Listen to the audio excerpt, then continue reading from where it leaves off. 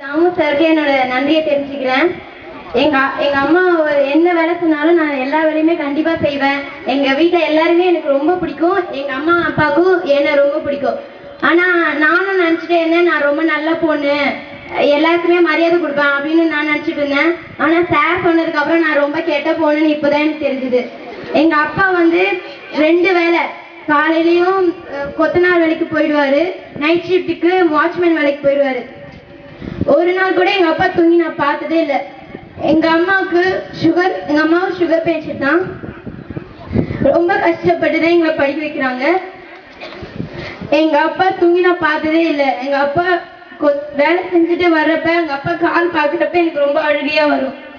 இதுல இருந்து எங்க அப்பாவும் அம்மாவும் எனக்கு படிப்புக்காக ரொம்ப கஷ்டப்படுறாங்கன்னு எனக்கு நல்லா தெரியுது.